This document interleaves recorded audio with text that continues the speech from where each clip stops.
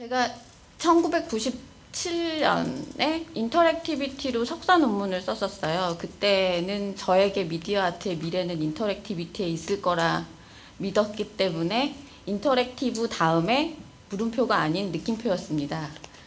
10년이 지난 발표에서는 거기에 지금 물음표를 찍고 나왔는데요. 일단 저는 그 게임이라든지 아트라든지 이런 부분들에 대한 것보다 전시에 있어서의 상호작용적인 요소라든지 게임이라든지 놀이적인 요소들, 사실 이 세 가지 용어들이 굉장히 섞여서 사용이 되고 있어요. 그러니까 상호작용을 하면 게임적인 아트라고 얘기를 하기도 하고, 뭐 그건 유의적인 요소가 강하다라고 하는데, 이게 뭐 엄밀하게 지금 이 자리에서 어떤 개념적인 어원을 따지는 자리는 아니니까, 그게 사실 제 발표에서도 상당히 많이 섞여 있으니까 그 지점들은 좀 양해를 해주셨으면 좋겠습니다.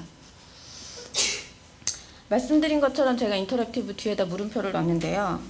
요즘 참 많은 전시들이, 제가 기획한 전시도 그렇지만 많은 전시들이 관객분들을 상당히 괴롭힙니다. 참여하라 그러고 뭐 하라 그러고 과정에 들어가라 그러고, 오히려 그냥 편하게 봤으면 좋겠는데 자꾸 뭘 하라 그랬는데 해놓고 나면 이걸 뭘 했는지 모르겠고 왜 했는지도 모르겠고, 하나도 아니고 뭐 30개 40개를 하라고 하니까 너무 짜증나는 경우들이 많이 계세요. 그래서 제가 전시를 만들어 놓고 그렇게 관객분들을 보면 가끔씩 죄책감에 시달립니다. 너무 괴롭혔구나, 앞으로는 작품 수를 좀 줄여야 되겠다, 이런 생각도 하는데, 도대체 왜 자꾸 이렇게 상호작용을 하라 그러는 건지, 그 지점이 사실 저는 개인적으로 불만입니다.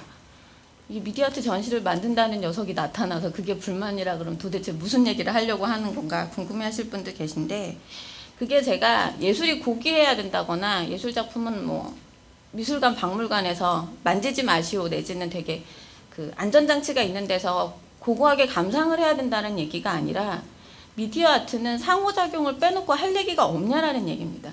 왜 자꾸 뭔가 움직이려고 하는가, 그건 어떻게 보면 좀 다른 얘기일 수도 있을 것 같아요. 그러니까 상호작용이라는 어떤 감상의 형식적인 부분에 치중을 하면서 너무 많은 지점들을 놓치고 있고, 그게 단순히 전시장에서뿐 아니라 제가 볼 때는 작가분들한테도 상당히 큰 압박으로 다가가는 것 같아요.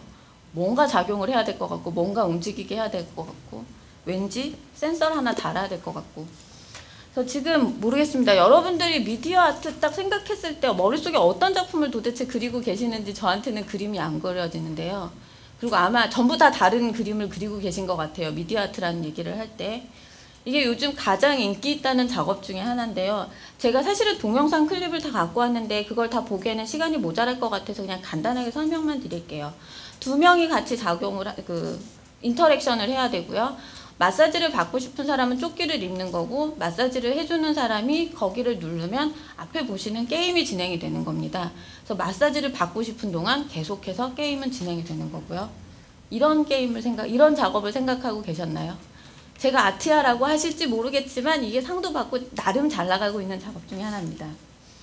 그리고 이 작업은 제가 오늘 발표, 특히 이 앞부분에 이 작업을 넣은 거라면 이 작가가 되게 화를 낼 텐데, 사실은 7일날 한국에 와서 저랑 같이 전시를 하는 작가인데요. 아주 기본적인 인터랙티브 작업이에요. 그러니까 관객이 그 하얀 매트 안에 들어가서 여기 나오는 도형들하고 상호작용하는 거예요. 뭐 공을 쫓아다니기도 하고 공을 잡기도 하고, 이 안에서도 사실 폰게임의 원리는 들어가 있고요. 제일 많이 생각하시는 게 아마 정동원 선생님 보여줬던 텍스트레인이나 이런 류의 작업들을 미디어 아트 안에서 많이들 그리고 계실 것 같아요. 근데 사실 그런 작업들이 한국엔 그다지 많지가 않습니다. 그러면 도대체 이 미디어 아트 한국의 상황은 어떤지 아주 간단하게 머리를 굴릴 겸 있다 없다 게임을 해볼까 합니다. 한국 미디어 아트엔 뭐가 없을까요? 아주 쉬운데요. 제가 이래도 될지 모르겠지만 미디어 아트 전문 센터 나비에 와서 미디어 아트 큐레이터가 없다고 얘기를 하는 게 용납이 될지 잘 모르겠는데, 저도 전시를 기획하고는 있지만 사실 엄밀하게 그쪽에 대해서 많이 트레이닝이 된 큐레이터는 그다지 없다기보다 많지 않습니다. 전문 평론가? 이 자리에 평론가 없으신 것 같습니다. 없다고 봅니다. 테크니션? 없습니다.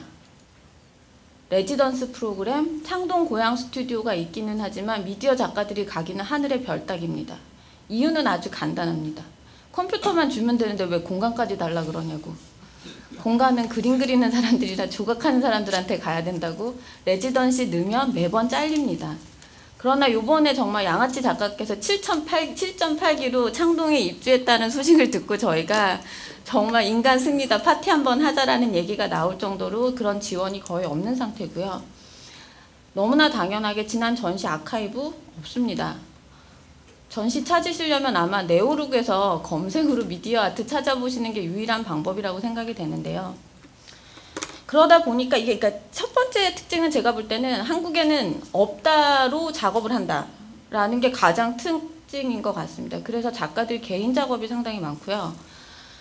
그러다 보니 대부분은 영상, 카메라 트래킹, 모션 캡처 이런 것들만 하는 작업들이 많아요. 그래서 또 하나 우리가 여기 없는 건 주제전에 없어요. 미디어 아트는. 굉장히 모호한 제목을 걸어놓고 거의 같은 작가군들로 약간 다른 작업으로 전시가 이루어지고 있습니다. 저도 물론 큰 예외는 아니고요. 다른 작가들을 초청하고 싶지만 요즘처럼 환율이 높아서는 거의 불가능하다고 생각이 들고요. 이런 상황에서 좀 다양화된 지점들을 찾기가 너무 어려운 것 같아요. 그러다 보니 다시 또 결론적으로 인터랙티브 작업 위주로 많이 전시가 진행이 돼요. 근데 여기에는 사실 비하인드 스토리가 또 있는 게 대한민국의 미술 전시는 어린이들을 상대로 하지 않는 한 수지가 맞지 않습니다. 관객 동원을 해야 되는데 어린이들을 상대로 하기엔 어려운 개념적인 작업들, 프로그래밍 작업들, 제가 404 오브젝트 나 파운드라고 그 데이터 비주얼리제이션 전시를 한번 한 적이 있는데요.